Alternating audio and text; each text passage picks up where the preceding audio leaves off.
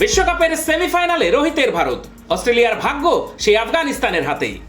একদিনের বিশ্বকাপের ফাইনালে অস্ট্রেলিয়ার বিরুদ্ধে হেরে গিয়েছিল ভারত। টি-20 বিশ্বকাপে সেই দলকে হারিয়েই সেমিফাইনালে উঠলেন রোহিত শর্মারা। যেভাবে সোমবার ট্রাভিস হেড ব্যাট করতে শুরু করেছিলেন, তাতে 7 মাস আগের স্মৃতি ফিরে এসেছিল ভারতীয় সমর্থকদের মনে। জসপ্রীত বুমরারা শেষ পর্যন্ত হতাশ করেননি, দলকে সেমিফাইনালে তুলেই ছাড়লেন তারা। ভারত জিতল 24 রানে। সেন্ট লুসিয়ায় এবারের টি-20 বিশ্বকাপে যে অধিনায়কই টস জিতেছেন, তিনি বল করার সিদ্ধান্ত নিয়েছেন। সোমবারও সেটাই দেখা গেল। টস জিতলেন অস্ট্রেলিয়ার মিচেল মার্শ, বল করার সিদ্ধান্ত নেন তিনি। কিন্তু মার্শ ভাবেননি অস্ট্রেলিয়ার বোলিং আক্রমণকে নিয়ে এইভাবে ছেলে খেলা করবেন রোহিত শর্মা। ভারত অধিনায়ককে হিটম্যান বলা হয়।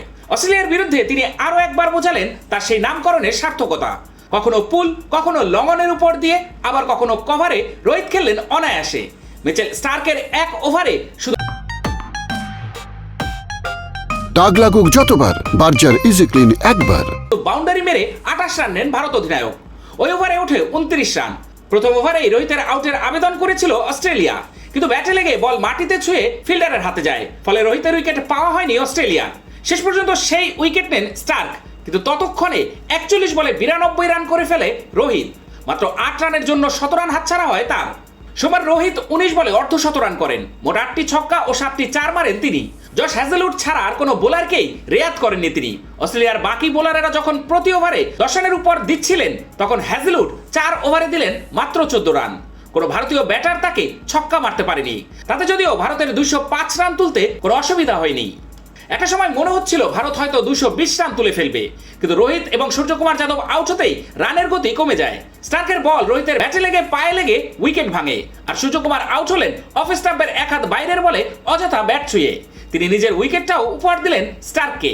16 বলে 31 রান করা সূর্য ফিরতেই ভারতের 220 রানের আশা শেষ হয়ে যায়। হার্দিক পান্ডিয়া এবং শিবম দুবে চেষ্টা করেছিলেন, কিন্তু তারা ক্রিজে থিতু হতে হতেই বেশ কিছু বল নষ্ট করেন। ফলে শেষ দিকে বড় শট খেললেও 205 রানে আটকে যায় ভারতের ইনিংস।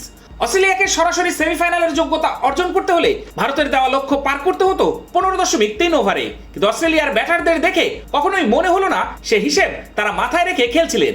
অস্ট্রেলিয়া ম্যাচটি জিততে চেয়েছিল, তাই শেষ পর্যন্ত খেলার চেষ্টা করলেন ট্রাভিস হেডরা।